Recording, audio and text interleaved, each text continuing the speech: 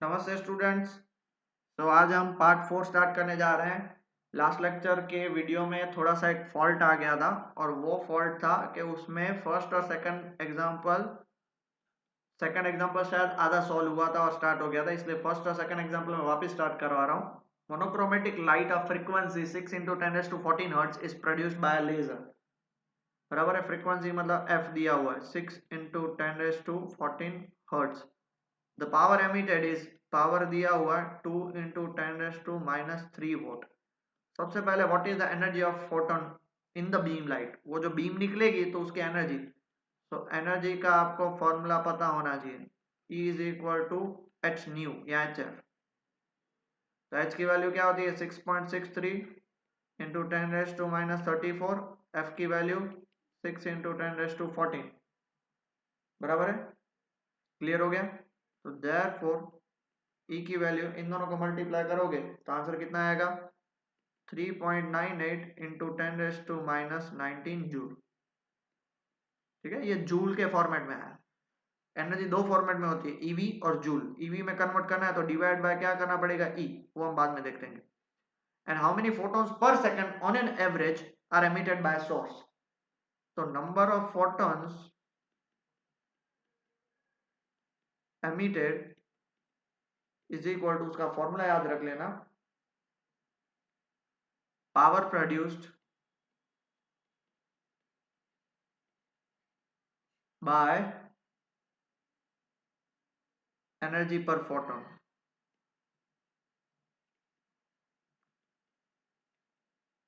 Shortcut formula N is equal to P by E। ठीक है, power कितना produce होगा, तो पावर किस पे डिपेंड करता है, जितने नंबर ऑफ फोटॉन्स निकलेंगे और हर एक की एनर्जी उतना पावर प्रोड्यूस होगा। तो N into is equal to P, तो हमें N क्या मिलेगा, P बाई P दिया हुआ है। अब P देखो वोट में दिया हुआ है, ओके, और एनर्जी वोट मतलब जूल ही हुआ है उसका, जूल सेकंड बराबर है, और ये जूल तो सीधा आप कट कर सकते हो। ठीक है, ये जूल सेकंड, जूल पर सेकंड, और ये जूल कट कर दोगे तो नंबर ऑफ फोटॉन्स एमिटेड पर सेकंड मिलेंगे। So therefore number of photons का पावर कितना है आपका प्रोड्यूस 2 × 10⁻³ और नंबर ऑफ फोटॉन्स है, सॉरी एनर्जी है 3.98 × 10⁻19।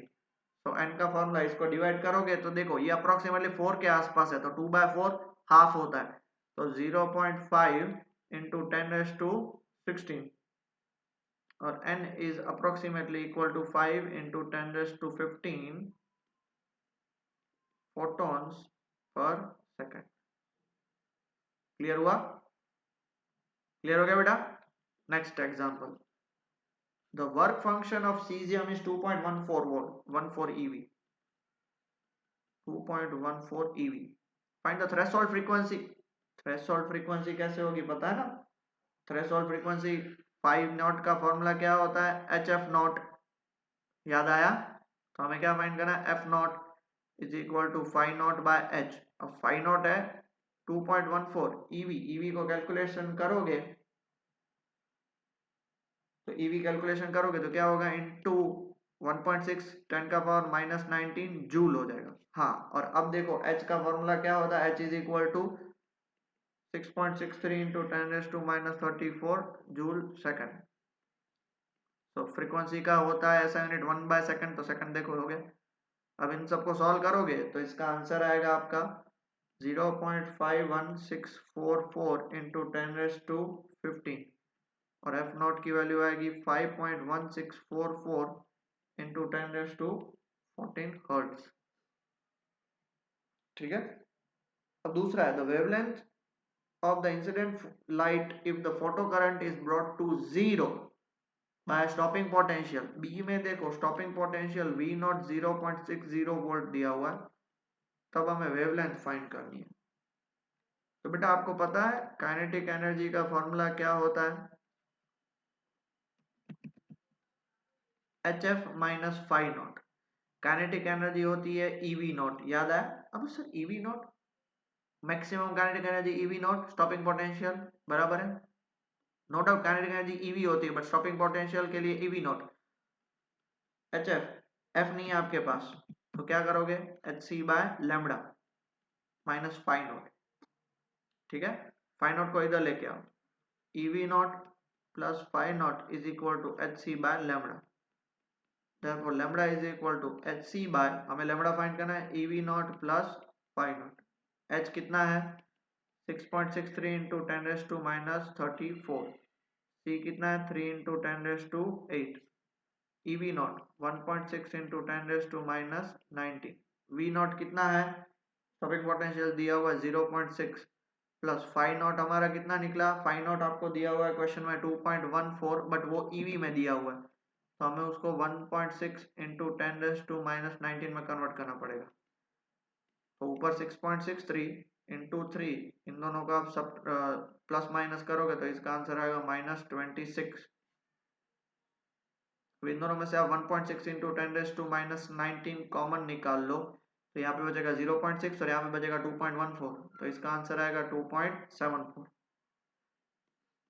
ठीक है, अब इन सबको सॉल्व करोगे कैलकुलेशन के थ्रू तो इन सब का आंसर आएगा 4.53 बराबर 7 इंटू कितना होगा 10 रेज़ टू माइनस 7. तो 3 डिजिट यहाँ पे शिफ्ट करो, 453.7 into 10 raise to minus 9 metre, मतलब अप्रोक्सीमेटली इक्वल टू 454 nm. आ गया समझ में? डन बेटा? Okay good. तो यहाँ पे हमारा ये खत्म होता है बराबर. अब हम जो लास्ट लेक्चर में हमने छोड़ दिया था, एक ही टॉपिक छोड़ा था, वो है हाइजेनबर्ग्स अनसर्टेनिटी प्रिंसिपल. तो हम वो स्टार्ट कर लेते हैं. Yes, Heisenberg's uncertainty principle. Heisenberg एक बंदा था. अनसर्टेनिटी मतलब उसने एक प्रिंसिपल दिया था जिसमें बोला था कि वी आर अनसर्टेन, मतलब हमें नहीं पता हो सकता है. तो क्या नहीं पता हो सकता है? According to the principle, it is not possible to measure both position and momentum of an electron. ये आपने 11th केमिस्ट्री में भी पढ़ा होगा. At the same time exactly. देखो इलेक्ट्रॉन इतना छोटा होता है और उसकी स्पीड काफी ज्यादा होती है, तो या तो आप उसका मोमेंटम फाइंड कर सकते हो या तो आप उसकी पोजीशन फाइंड कर सकते हो. पोजीशन कैसे? तो उसका पाथ जो होगा उसमें वो कहाँ पे होगा वो आप फाइंड कैसे कर सकते हो, या तो पोजीशन या तो मोमेंटम, दोनों में से एक टाइम पे ही एट द मोमेंट. मतलब मान लो कि भाई 7:05 पे और 1 सेकंड पे, या तो आप उसको मोमेंटम फाइंड कर सकते हो या तो उसकी position. There is always some uncertainty del x. Del x मतलब uncertainty in the specification of position and some uncertainty del p. P मतलब momentum in the specification of momentum. The product of del x and del p is of the order of h cap. h cap मतलब h by 2 pi. ये है हाइजेनबर्ग्स uncertainty principal. ये है आपका हाइजेनबर्ग्स uncertainty principal. Clear हुआ? Equation allows the possibility that del x is 0. मान लो del x is 0, but then del p must be infinite. अगर del x 0 हो गया, del x 0 हो गया तो नीचे लेके जाओ तो del p इसमें से कितना निकलेगा, h cap by del x. तो एनीथिंग बाय 0 इज इनफाइनाइट हो जाएगा if del x is 0. okay, in order that the product is non-zero. Similarly if del p is 0 तब del x must be infinite. del p 0 करोगे मतलब आप momentum find करने के लिए पोजीशन, पोजीशन फाइंड करने के लिए मोमेंटम, दोनों में से एक को 0 करोगे दूसरा फाइंड करोगे तो इनफाइनाइट हो जाएगा. Ordinarily both del x and del p are non-zero. Actually में दोनों non-zero है. such that their product is of the order h cap. और उनका ऑर्डर का जो आंसर, दैट इज उनका आंसर आता है वो हमेशा h कैप आता है. h कैप मतलब h by 2 pi. h आपको पता है और 2 pi की वैल्यू पता है. Now if an electron has a definite momentum, मान लो डेफिनाइट मोमेंटम मतलब p फिक्स है, तो law of conservation of momentum के अकॉर्डिंग del p तो 0 हो गया क्योंकि momentum initial is equal to momentum final, मतलब चेंज इन मोमेंटम तो 0 हो जाएगा. तो by the de Broglie relation it has a definite wavelength lambda. ये लैम्बडा डी ब्रोगली ने क्या बोला था, lambda is equal to h by p, तो उसकी लैम्बडा भी होगा. A wave of definite wavelength extends all over space. तो ये वेवलेंथ तो पूरे स्पेस में फैल जाएगी. मैं क्या बोल रहा हूं समझ पा रहे हो? अगर मोमेंटम फिक्स है तो डेल पी 0 हो गया तो डी ब्रोगली के अकॉर्डिंग लैम्बडा फाइंड कर सकोगे. लैम्बडा मतलब वेवलेंथ, वेवलेंथ मतलब पूरे स्पेस में फैला हुआ होगा. तो by Born's probability interpretation this means that the electron is not localised in any finite region. वो इलेक्ट्रॉन तो कहीं पे भी स्पेस में हो सकता है. फिर मैं आपको बताता हूं. मान लो हमने अभी देखा lambda is equal to h by p. If p is fixed तो del p is equal to 0, मतलब इस स्पेस में इलेक्ट्रॉन कहीं पे भी हो सकता है, ये पूरा वेवलेंथ है ना, कहीं पे भी हो सकता है, उसका कोई भरोसा नहीं है। तो मतलब कि भाई बॉन्स प्रोबेबिलिटी क्या बता रही है हमें, बॉन्स प्रोबेबिलिटी बता रही है कि भाई डेल पी अगर फिक्स कर दोगे तो हमें इसका पता नहीं चलेगा, किसका, पोजीशन का, that is its position, that is its position is uncertainty and that is infinite, which is consistent with the uncertainty principle. uncertainty principle यही बता रहा है कि भाई डेल पी 0 कर दो तो डेल एक्स इनफाइनाइट हो गया। अब उसका उल्टा केस, पहले हमने क्या देखा था, p कांस्टेंट रखा था, अब x कांस्टेंट रखते हैं। In general the matter wave associated with the electron is not extended all over space. Real में तो पूरे स्पेस में नहीं होता, वो वेव पैकेट्स के फॉर्मेट में होता है, हमने फर्स्ट लेक्चर में देखा था, पैकेट्स ऐसे होते हैं,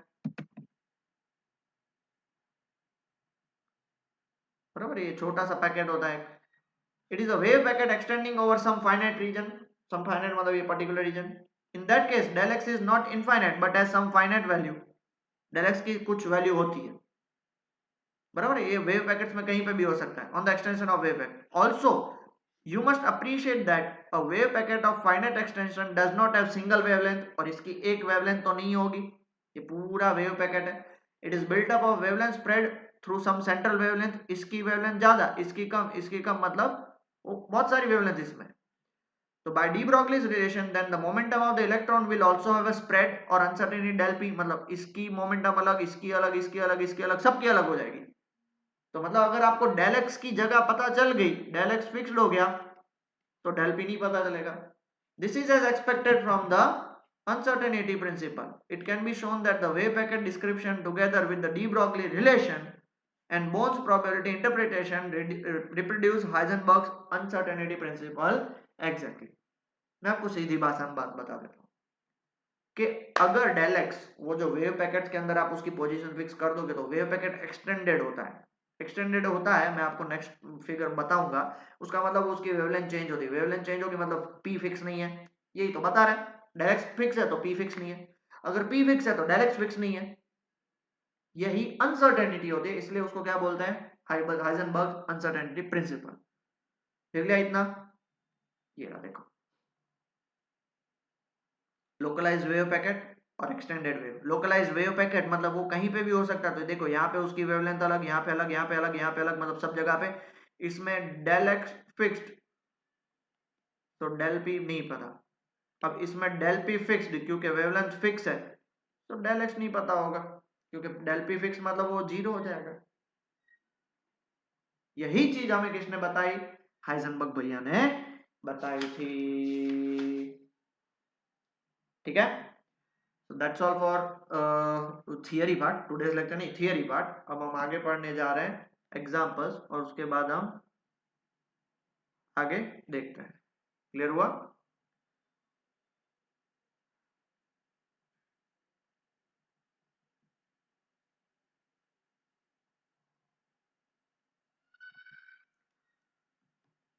ओके, एग्जाम्पल 4, 3 तक, 3 हमने लास्ट वीडियो में अच्छे से रिकॉर्ड हो गया था, 1 2 नहीं हुआ था तो आज देख लिया, अब 4 से देखते हैं। What is the de Broglie wavelength associated with an electron moving with the speed of this, a ball of mass this traveling with this।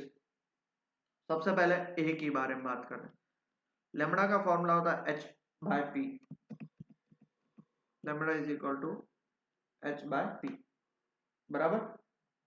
तो अभी हमें h तो पता है, p का फॉर्मूला नहीं पता है, mv। अब ध्यान से सुनना, h कितना है, 6.63 इंटू 10⁻⁻34। हम इलेक्ट्रॉन की बात करें, इलेक्ट्रॉन के मास होता है 9.1 इंटू 10⁻31, 9.11, और v स्पीड दी हुई है 5.4 इंटू 10⁻6, सब कुछ कल -31 एंड 6 कितना होगा, -25, ऊपर जाएगा +25, मतलब 6.63 अपॉन 9.11 इंटू 5.4, ये -25 और 549 मतलब 10⁻⁻9 हो जाएगा। तो लेमड़ा की वैल्यू सब कुछ कैलकुलेट करोगे तो कितना आंसर आएगा, ये सब कैलकुलेट 0.135 इंटू 10⁻⁻9 मीटर, मतलब 0.135 nanometre. B, a ball of mass 150 gram अब इसकी लैम्बडा फाइंड कर रहे हैं, h बाय p वापिस h by mv h 6.63 into 10⁻⁻34। Mass कितना दिया बॉल का 150 ग्राम, बराबर है 150 ग्राम, मतलब उसको किसमें कन्वर्ट करेंगे किलोग्राम में, तो इंटू 10⁻³ करना पड़ेगा। वेलोसिटी कितनी दी हुई है 30 मीटर पर सेकंड। अब इसको आप कैलकुलेट करो, कैलकुलेट करोगे तो आंसर पता है कितना आएगा, इसका आंसर आएगा 1.47। ये देखो दो जीरो से चले गए, जीरो जीरो तो 10⁻⁻1 हो जाएगा, 15 3 45 मतलब 4.5, 6.63 को देखो 6.63 इंटू 10⁻34, जीरो जीरो और कट हो जाएगा, ये हो जाएगा 4.5 और इसका आंसर आएगा 1.47 इंटू 10⁻34 मीटर। प्रैक्टिकली नॉट पॉसिबल, ये एग्जाम्पल हमने जब एक्सप्लेनेशन कर रहे थे तभी भी देख लिया था। और इतनी कम वेवलेंथ कोई ऐसा अभी हमारे पास नहीं है इंस्ट्रूमेंट जो इसको पकड़ सके। हाँ तो वो बाद में देखेंगे, वो जो मैं चीज बता रहा हूँ कि भाई आजकल ऐसी बहुत सारी वो टेक्निक्स हैं, योग टेक्निक्स हैं और ये सब है उसमें, तो वो हमें अभी नहीं पढ़ना, वो बाद में देखेंगे। ठीक है, क्लियर हो गया पक्का। Next question 11.5, an electron, an alpha particle and a proton have the same kinetic energy, which of these particles have the shortest de Broglie wavelength। अब देखो me क्या होगा, mass of electron, m alpha mass of alpha particle, mp mass of proton. आप सबको पता है सबसे कम मास electron का होता है, उसके बाद प्रोटॉन का और उसके बाद अल्फा पार्टिकल का। हमें यहाँ पे डी ब्रॉगली वेवलेंथ फाइंड करनी है। आपको पता है k is equal to P square by 2m, तो इधर p की वैल्यू मैं क्या निकाल सकता हूँ, under root 2p 2m k। अब बोलो सर ये क्यों निकाला, उसका रीजन है lambda is equal to h by p, तो h by under root 2m k। अब देखो h constant for this question, for particular this question h constant, 2 constant और m कांस्टेंट, तो मतलब यहाँ पे क्या बोल सकते हैं, lambda is directly proportional to 1 by root K. नहीं नहीं नहीं, के कांस्टेंट है, sorry sorry sorry sorry sorry, K constant है, m कांस्टेंट नहीं है, के कांस्टेंट है, मतलब वो भी निकल जाएगा कांस्टेंट, क्योंकि तीनों की देखो यहाँ पे लिखा हुआ है have the same kinetic energy, मतलब वो किस पे डिपेंड करेगा, रूट है, मतलब जिसका मास कम उसकी, इसको क्या बोलते हैं, इनवर्स रिलेशन बोलते हैं। ठीक है, जिसका मास कम उसकी वेवलेंथ ज्यादा, therefore lambda e is greater than lambda P is greater than lambda alpha. और वो हमने प्रैक्टिकली अभी प्रूव किया, बॉल था बराबर है, उसका मास ज्यादा है इलेक्ट्रॉन के कंपैरिजन में, इसलिए उसकी लैम्बडा कम हो जाएगी, तो ये रहा रिलेशन। और हमें क्या फाइंड करना है, shortest de Broglie, therefore alpha particle has shortest de Broglie wavelength. ठीक है, आगे बढ़े, नेक्स्ट क्वेश्चन 6 क्वेश्चन, कितना टाइम हुआ, 18। A particle is moving 3 times as fast as an electron. Particle is moving 3 times as fast as electron. बराबर है, तो let us consider, let velocity of particle be v, therefore v is equal to क्या होगा 3 times the velocity of electron, बराबर। दूसरा क्या दिया हुआ है, calculate the particle's mass and identify the particle, and ये दी हुई है the ratio of the de Broglie wavelength of the particle, wavelength of particle to that of the electron, lambda e is equal to दिया हुआ 1.813 into 10⁻⁻4। Okay, अब ध्यान से सुनना, lambda का फॉर्मूला होता है h बाय p, p का फॉर्मूला होता है mv, बराबर है। तो therefore lambda by lambda E, lambda by lambda E मतलब क्या होगा h by mv mev upon h by mv, उल्टा मैंने लिख लिया, sorry, h by mv upon h by meve, h h cancel हो जाएगा, लैम्बडा बाय लैम्बडा ई को मैं क्या लिख सकता हूँ, ऊपर चला जाएगा meve बाय mv, बट आप चेक करोगे तो v है वो 3 टाइम्स ve है, ये भी कैंसिल हो जाएगा, ठीक है।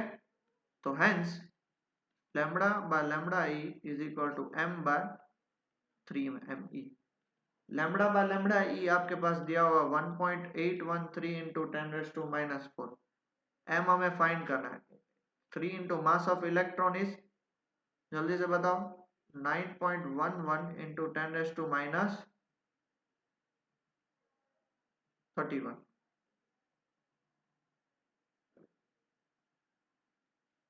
मैं कुछ गड़बड़ नहीं कर रहा हूँ ना, हाँ एम ई बाय एम आएगा ना, हाँ मैं वही सोच रहा हूँ मैं कहाँ पे गलती कर रहा हूँ,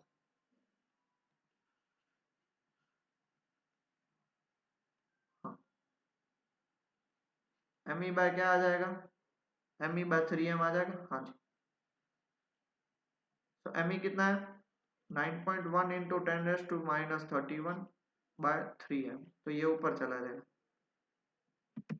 सिर्फ m को ऊपर लेके जाता हूँ, 9.11 into 10⁻⁻31 divide by 3 into 1.813 into 10⁻⁻⁴, थोड़ा दिमाग में एक दो चीज चल रही है इसलिए छोटी गलती हो रही है, आई एम सॉरी, अभी ट्राई करूंगा कि नहीं हो, मैं आपके साथ ही रहूं।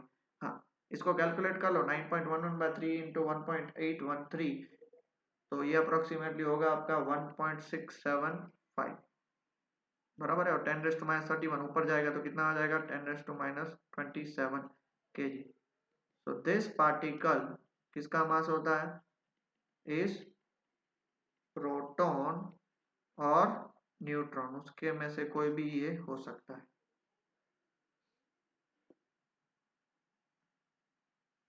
Done. Next question, what is the de Broglie wavelength associated, last है उसके बाद एक्सरसाइज स्टार्ट हो रही है, एसोसिएटेड विद एन इलेक्ट्रॉन। तो हमको पता है बेटा, हमने lambda is equal to h by p लिखा था, और इसको हमने सॉल्व भी किया था, याद है हमको बेटा, 2 अंडर रूट 2 फॉर्मेट में सॉल्व किया था, ईवी के फॉर्मेट में, kinetic energy is equal to P square by 2m, तो इसको हमने पूरा सॉल्व किया था, याद है आपको, मैं आपको बताता हूँ कहाँ पे, हाँ, kinetic energy is equal to P square by 2m, याद है। तो के काइनेटिक एनर्जी को हम ईवी भी लिख सकते हैं, eV into 2m is equal to P square, therefore p की value under root 2m eV, अब सब कुछ कांस्टेंट होता है, तो h by under root 2m eV ये सब कांस्टेंट होता है, तो लैम्बडा इज इक्वल टू, इसकी वैल्यू आपको पता है तो मैंने बताई थी 1.227 बाय रूट v, और वो भी नैनोमीटर में आएगी, तो lambda is equal to 1.227 by root 100 nanometre, तो रूट 100 तो 10, तो इसका आंसर आएगा 0.1227 नैनोमीटर। एमसीक्यू में ऐसे क्वेश्चन आएंगे, और पूछा नहीं है कि ये कौन सा है, ये मैं बता दूं आपको, एक्सरेस के फॉर्मेट का होता है ये, ठीक है बेटा, पक्का।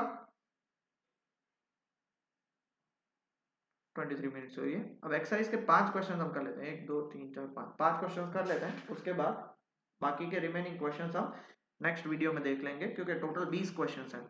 अब सबसे पहला क्वेश्चन एक्सरसाइज का, find the maximum frequency and minimum wavelength of x-rays produced by 30 kilovolt electron. अब सबसे पहले तो maximum frequency, okay, maximum frequency, kinetic energy is equal to H F max, याद है मैक्सिमम फ्रीक्वेंसी, अब सर -5 नॉट नहीं होता है, अब क्वेश्चन में पूछा है कि एक्सरे के है ये, जो फोटॉन्स है उसकी बात नहीं है, एक्सरे की बात है ये, समझ रहे हो, फोटॉन्स होता है तो वो वर्क फंक्शन माइनस करना पड़ता है, ये एक्सरे की बात है। काइनेटिक एनर्जी क्या होती है, E V is equal to H F max, V दिया हुआ है 30 किलो वोल्ट, तो देयरफॉर एफ मैक्स कितना होगा, ईवी बाय एच, ई कितना होता है 1.9 into 10⁻⁻19, 1.6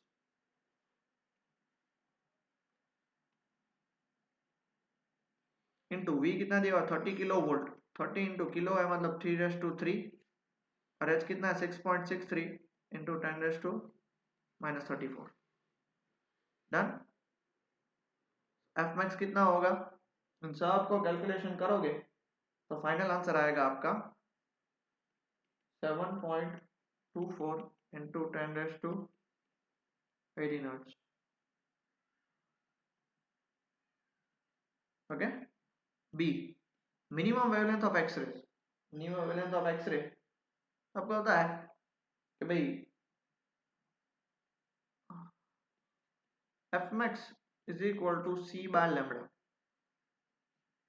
F is equal to C by lambda होगा, ये पार्ट मैक्सिमम होगा उसका मतलब लैम्बडा क्या होना चाहिए मिनिमम, तभी तो लैम्बडा क्या होगा मिनिमम।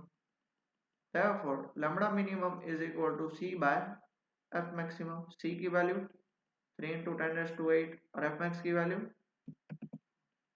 7.24 into 10⁻18। सब कुछ कैलकुलेशन करोगे तो इसका आंसर आएगा 0.4134 इंटू 10⁻10 मीटर, और नैनोमीटर में कन्वर्ट करना है तो 0. क्या करना पड़ेगा 0.414 नैनोमीटर, ये आंसर है।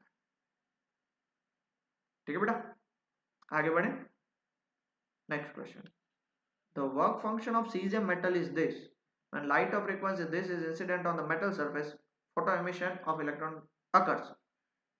What is the maximum kinetic energy of the emitted electrons? अब देखो emitted electrons की बात है, so kinetic energy maximum of emitted electrons, वहां पे लास्ट क्वेश्चन में तो जो इंसिडेंट हो रहा था उसकी बात है, तो काइनेटिक एनर्जी का के मैक्स लिख लेते हैं। क्या है formula, H F minus five not है, तो बताओ एच कितना है 6.63 इंटू 10⁻⁻34। एफ कितना है 6 इंटू 10⁻14 माइनस फाइव नॉट कितना है 2.14 इंटू ईवी है, तो इसको मैं बाद में देखता हूँ। अब देखो 6.63 into 6 into 10⁻20 minus 2.14 into 1.6 into 10⁻19। अब अगर आप इसको सॉल्व करोगे बराबर है, काइनेटिक एनर्जी आपको ईवी में चाहिए, तो ईवी में चाहिए तो आपको एक चीज करनी पड़ेगी, इतनी भेजामारी ना करते हुए हम ईवी में रखते हैं, तो क्या करना पड़ेगा 6.63 into 6 into 10⁻20 upon 1.6 into 10⁻19 minus 2.14। अब ये किस में आंसर आएगा ईवी में, और इसको सॉल्व करोगे तो इसका आंसर आएगा 2.48625 माइनस 2.14 ईवी। आप राउंड ऑफ करके इसको क्या लिख सकते हो 2.49 माइनस 2.14 तो कितना आएगा 0.35 ईवी अप्रोक्सीमेटली, बराबर है, अप्रोक्स माइनस करोगे तो अप्रोक्स आएगा आंसर। दूसरा पूछा स्टॉपिंग पोटेंशियल, और अगर जूल्स में लिखना हो तो पता है ना 0.35 इंटू 1.6 इंटू 10⁻⁻19, तो इसका आंसर आएगा आपका 0.544 इंटू 10⁻⁻19 जूल। हाँ, दूसरा stopping potential B, kinetic energy maximum का फॉर्मूला क्या है आपका E V not, kinetic energy maximum तो वी नॉट क्या होगा के मैक्स बाय ई। अब देखो याद रखो मैंने इसलिए दो आंसर यहाँ पे लिखवा है क्योंकि पहला आंसर क्या आया था 0.35 ईवी, 0.35 ईवी होल अपॉन ई, ई कैंसिल हो गया, सो वी नॉट की वैल्यू 0.35 वोल्ट, ये इसके लिए दिस इज द रीजन। ठीक है, नेक्स्ट तीसरा क्या पूछा है, maximum speed of the emitted photo electrons, K max का फॉर्मूला क्या होगा half M V max square, तो देयरफॉर वी मैक्स का फॉर्मूला क्या होगा 2 under root 2 K max by M 2 maximum kinetic energy. अब यहाँ पे जूल्स के फॉर्मेट में हमें चाहिए कितनी है 0.544 into 10⁻⁻19 upon mass of the electron कितना है 9.1 इंटू 10⁻31। तो वी मैक्स की वैल्यू, इसको सॉल्व करो, 9.12 और ये सब इतना पार्ट सॉल्व करो तो उसका आंसर आएगा 12167, और इसको सॉल्व करो तो इसका आंसर आएगा 10⁻12। अब इसको सॉल्व करोगे तो 0.348 इंटू 10⁻6 मीटर पर सेकंड। आगे समझ में? और किलोमीटर पर सेकंड में लिखना हो तो आप उस हिसाब से सॉल्व कर सकते हैं। कैलकुलेशन पार्ट बहुत ज्यादा है, बाकी तो फॉर्मूला बहुत सिंपल है, कैलकुलेशन पार्ट बहुत ज्यादा है। लिख लीजिए इतना बेटा। ओके बेटा, next question, third, the photoelectric cutoff voltage in a certain experiment is 1.5 volt। मतलब V नॉट आपका है 1.5 volt photoelectric current. What is the maximum kinetic energy? Kmax का फॉर्मूला आपको पता ही है बेटा, EV not 1.6 into 10⁻19, V not is 1.5, multiply करो 2.4 into 10⁻19 joules, ये उसका आंसर होगा। ठीक है, ओके, सो निकल गया ये आंसर। बहुत सिंपल क्वेश्चन था सब कुछ, और this type of question can surely come in the what to say exam. Next question, fourth question, monochromatic light of wavelength lambda is given 632.8 nm, मतलब 10⁻⁻9 meter, produced by helium laser। The power is also given 9.42 millivolt, मतलब 10⁻3 volt। सबसे पहले find the energy and momentum of each। energy का formula you very well know that h by f, h by f hf, and f is equal to c by lambda। So 6.63 into 10⁻34, c is 3 into 10⁻8, and lambda is 632.8 into 10⁻9. Now see very well that these two parts are quite close to each other, so you can consider this to be 1 point something, 1 point something into 3, so this becomes 3 point something, right? 3 point, let us take 1, 3.1। now 10⁻⁻9 ऊपर जाएगा तो 10⁻17, तो इसका answer आएगा 10⁻⁻17 2, -9 plus 9 जाएगा 8 and 9 17। हाँ, दूसरी एक बात, ये 6.63 और ये 632 है, तो यहाँ पे दो इसका गैप आएगा, तो इसको मैं क्या लिख सकता हूँ 10⁻7, तो ये फाइनल क्या हो जाएगा 10⁻19। क्लियर हुआ? तो 10⁻7 ऊपर गया तो प्लस 7 15 और 19। डन बेटा, समझ में आया मैं क्या बोला? Okay, how many photons per second, और क्या बोला है, साथ ही साथ मोमेंटम भी बोला है।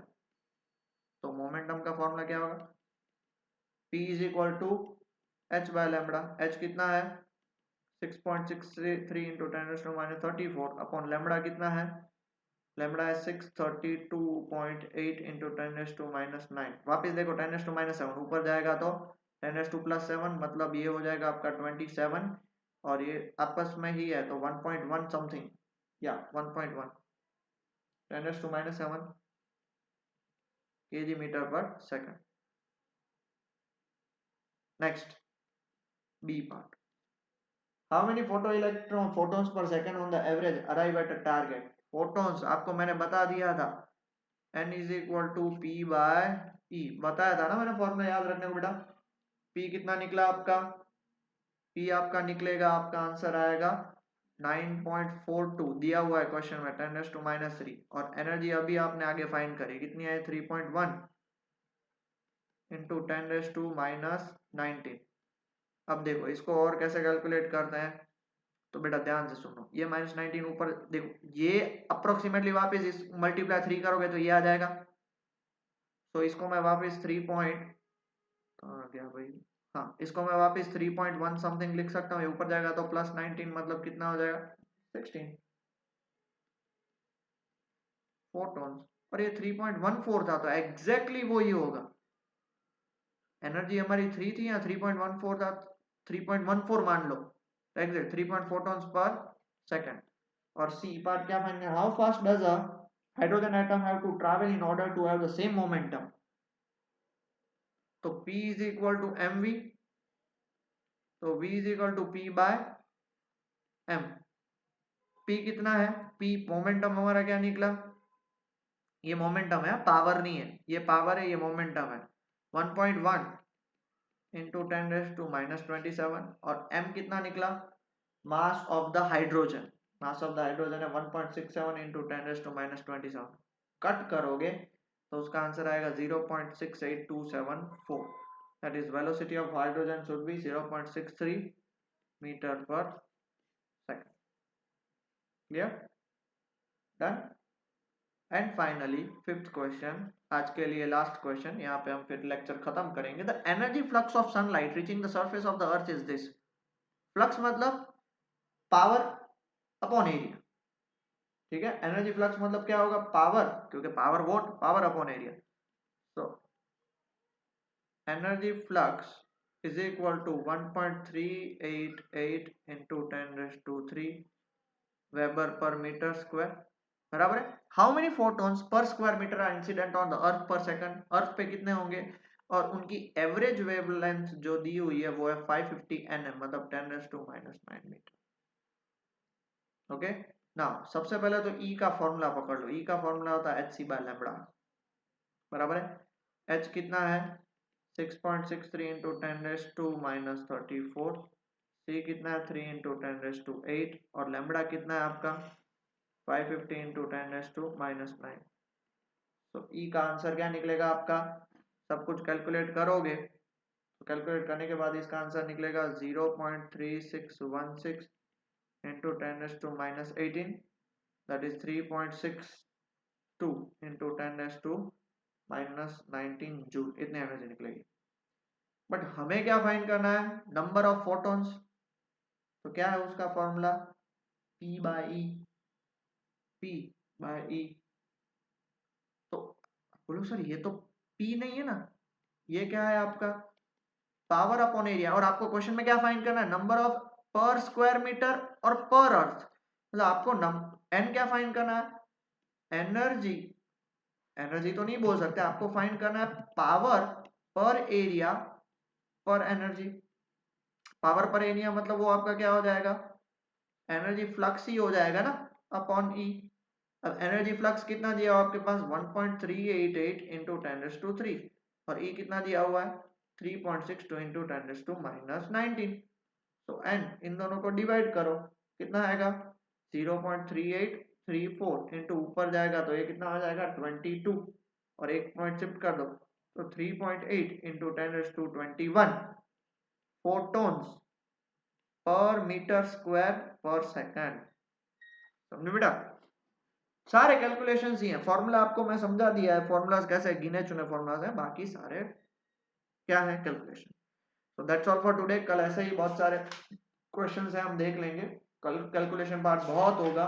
तो मेरी आपसे रिक्वेस्ट होगी, be prepared for next lecture, formula सारे लर्न कर लेना ताकि इजी हो जाए। Till then study well and take care बेटा।